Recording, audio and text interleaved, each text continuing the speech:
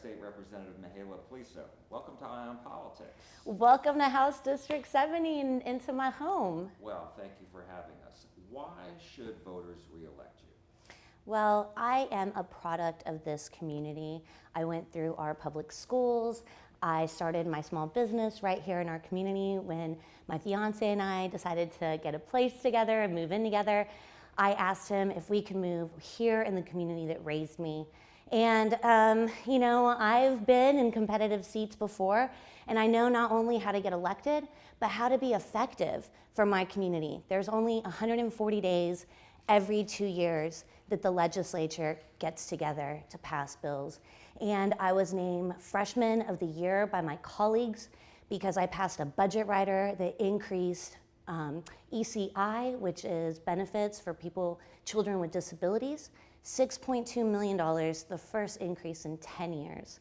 I worked with my colleagues on both sides of the aisle to make sure we're keeping our community safe and our seniors living a life of dignity.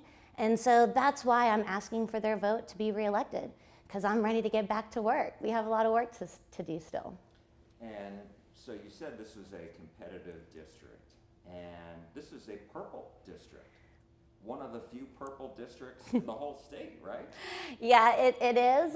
Purple is my favorite color. It is. Look, this district was drawn to protect two incumbent Republicans, Jeff Leach and Matt Shaheen. And that is why everybody is looking at House District 70 now. Last election cycle in 2022, I went up against one of the most qualified candidates to run on the Republican ticket. They put $4 million in this race. I was outspent then, but I was not outworked. My campaign knocked over 64,000 doors in 22. We've already hit 50,000 doors, and we are 5 weeks away from early voting. So we're going to exceed the work that we did last cycle because we know it's on the line. As you know, Governor Abbott told me back at the end of July that he thinks this district is going to be flipped Republican. What do you say to that? I say, bring it. Look, Beto outperformed Governor Abbott in this district. Beto also outperformed Ted Cruz in this district, two people that have endorsed my opponent. Ken Paxton doesn't perform very well in this district.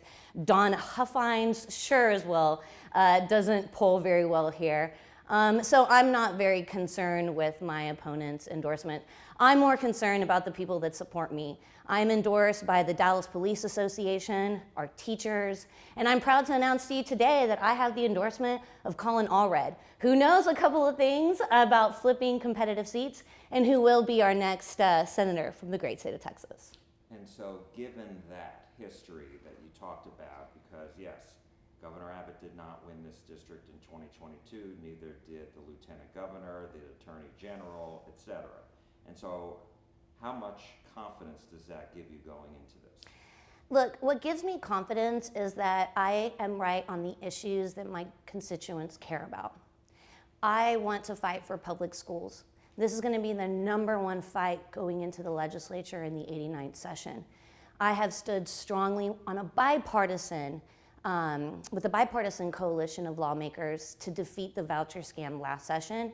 And that is why Governor Abbott is targeting me in this seat. It's because he wants to count votes for vouchers. He has a very large debt to pay to the voucher scammers who donated over $10 million, the largest contribution to a single candidate in the state of Texas. So that's my number one priority. We need to make sure that we keep housing affordability here in Plano and in Collin County. We need to make sure that our community isn't attacked by racist rhetoric. I represent a minority majority community. What do you mean by that, racist? Give me an example. Well, we see what's going on recently. This talk about an invasion, this talk about calling people cockroaches. This community has seen what language like that does. The shooter that drove all the way to El Paso to kill Mexicans in a Walmart came from Collin County.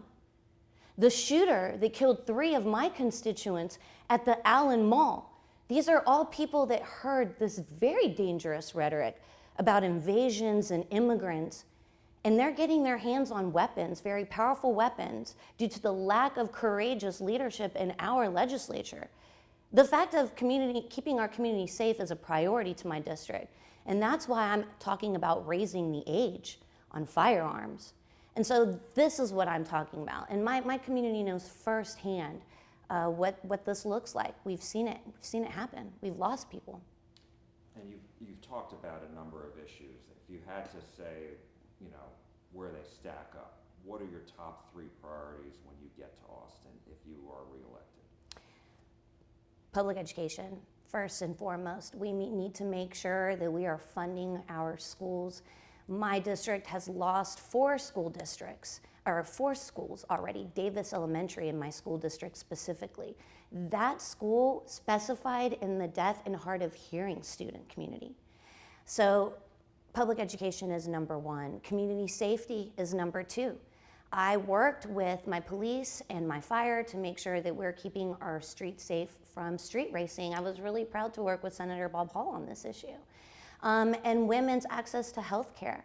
My community specifically has seen the devastating effects of attacks on IVF and alternative reproductive technologies. I've knocked on multiple doors of women who aren't just undergoing IVF treatments, but other types of treatments. Maybe for them, IVF isn't gonna work. And so they're in conversations with maybe surrogacy and different types of things that they are afraid that Republicans are gonna come and change the laws on next session. And so let's talk about public education for a minute, because there's a lot there. And I'm wondering, there's a $16.7 billion estimation that there's going to be $16.7 billion at the end of the fiscal year for the state left over.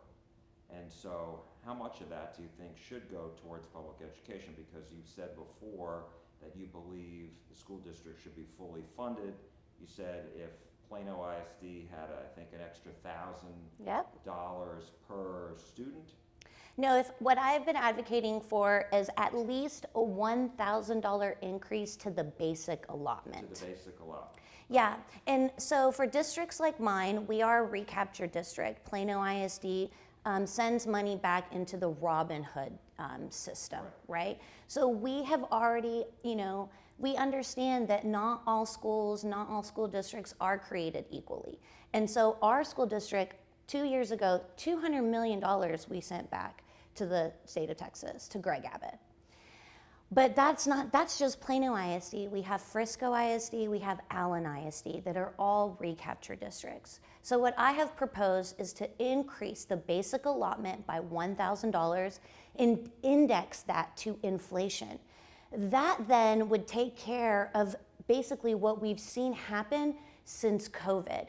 We've seen inflation take over a lot of these budgets that they don't have the money to make ends meet.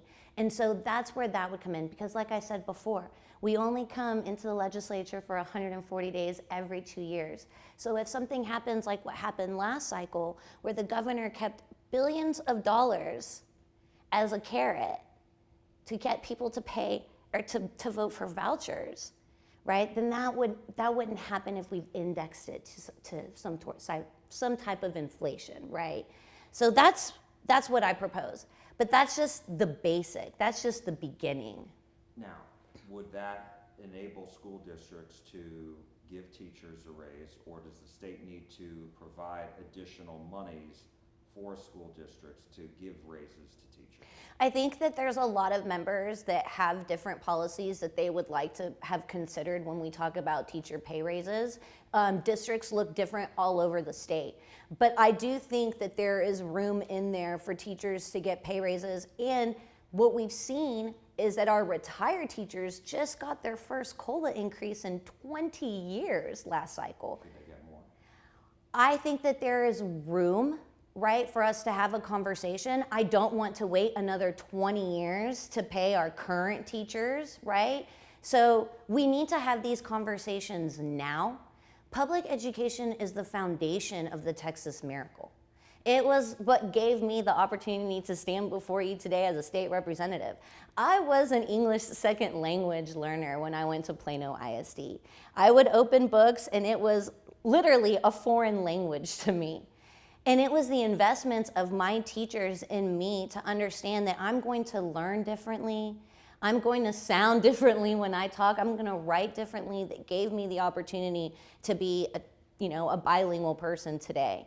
And so that's why I believe so much in public education. That's why I believe so much in our teachers, because they're the foundation of what makes us the 8th largest economy in the world. And what do you say to those, and I know your opponent has backed school choice, taxpayer-funded education savings accounts so that students can go to private school. What do you say to those at home and say, what's so bad about that? Well, look, that's exactly what I'm trying to explain to people, because a lot of people don't have the right information. They have a lot of misinformation. They have this impression that parents don't have choice. Parents do have choice today, and they're choosing to move into House District 70 to go to our amazing public schools. Businesses are choosing to move their headquarters here to Texas, specifically to Collin County, because they don't have to take on that extra expense of a private school tuition, right? So this is actually something that my cities and my Chamber of Commerce, when they're trying to advocate for businesses to come to Collin County, that they talk about the amazing public schools. When realtors are selling the most, biggest purchase to a first single, family that they'll ever make, they talk about our A-rated schools, right? So parents are choosing to come to this district because of our public schools. What's the biggest threat in your mind to public schools if school choice were to pass? This is taxpayer money going to a private school that we have no idea what they're teaching. We don't know what the credentials are. There's no accountability to the state. This is taxpayers' money with no accountability. And that's what I'm afraid of. And we've seen with these ESAs, vouchers, coupons, whatever you want to call them, because, they change the messaging around to try to change the public opinion on this. But when people find out what's happened to other states, specifically Arizona, this voucher program in Arizona was only supposed to be about $30 million. It's turned into $300 million. The state of Texas can't afford it. And so that's why I'm a fierce no on vouchers. So let me ask you, because you talked about IVF, in vitro fertilization. I know it's an issue that you and I have discussed before as far as how personal it is. And so how concerned are you that Republicans are going to try to seek to undo some of those protections that are in state law, if I'm not mistaken? I'm really, really scared, because we've seen that hyperbole really has turned into reality here. Women are dying because they're not getting access to reproductive care. And we've seen the Republican... Are you talking about abortions? I'm talking about any kind of health care access if you're a pregnant person, right? If you're a woman that is experiencing pregnancy complication, I'm hearing every day. Just recently, I heard a story about a woman who was literally in labor for 34 days. Yes. And so In the state of Texas? Not in the state of Texas, but it could very easily happen here. We have the most restrictive abortion ban. But I will tell you why. You talked about in vitro and alternative reproductive technologies, and I want to make it very clear. The Republican Party of Texas is coming for this, and it's because it's in their platform. They've said the quiet part out loud. I've seen new members that are going to be sworn in January, because they do not have any Democratic opponents, advocate for an embryo to have more rights than an actual living, breathing, pregnant woman. That is how I know they're coming for IVF. That is how I know they're coming for contraception. They do not believe that women who are pregnant deserve the right to make those very private decisions between them, their family, and their doctor. And we've seen it time and time again. I want to ask you about border security. As you know, the state spends a lot of money. It's been one of the top issues this year in the state of Texas versus, state versus the federal government, and all the lawsuits and accusations back and forth that are still really before some of the highest courts, federal courts in the country. And so I'm wondering, where are you on this issue? Does the state still need to spend the billions of dollars during the 2-year biennium to protect the southern border? Look, there was a bipartisan bill in Congress where these decisions should be made that would have brought federal money down to our Texas-Mexico border. And all the people that have endorsed my opponent voted against it. I wonder why. It's because they are not serious people. They want more slogans. They do not want solutions. When I got elected, I went down to the border. I've been down to the border twice as a state representative. So is the state money well spent or not? I mean, not when we're underfunding our schools, not when we don't have access to health care for seniors, for children, not when we have kids going without food during the school day. And so, you know, there have been some things that I think that we should be doing. I think that we should continue our investment in anti-drone technology and surveillance drones. I've spoken to people on the border, whether it's Border Patrol or National Guard, that have asked for these things. I myself have proposed budget riders to increase anti-drone surveillance, specifically to make sure that that when cartel members are trying to smuggle guns, drugs, people across the border, that we catch them immediately. But, you know, my disappointment comes from when we see a solution is on the table, a bipartisan solution, and people are using these problems to campaign off of. That's where I get a little upset, because it's obvious that they're not looking for solutions. So I wanted to ask you also about, you know, we talked a little bit before about this $16.7 billion that the Texas comptroller has estimated is going to be left over as a surplus at the end of the budget year. And I'm wondering, last session it was all about property tax relief. Everybody had to have property tax relief. Everybody was for it. Do you think more should be given? Well, yeah, property taxes are a problem, especially here in House District 70. And that's why I've been trying to explain to people, the more investment we make in public education as a state, the lower your property taxes will be. Look, when I was a 4th grade kid at Brinker Elementary, the state of Texas actually picked up 50% of public education. Now they're only picking up 30%. Well, it's a little higher now, right? That the law passed. Yeah, but now we're going to have to go back into into session and see where we're going to land, right? And so, yeah, we need to do better as a state. And when we fund public education, we will see our property taxes go down.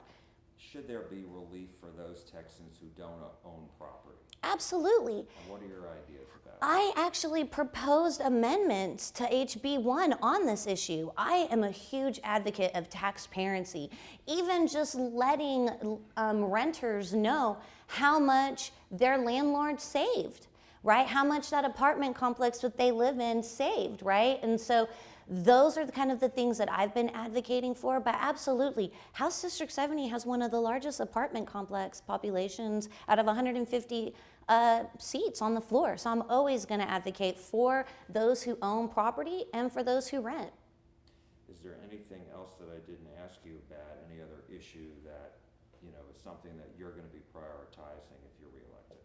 Well, like I said, public education is going to be a top priority for everybody going into the next legislative session.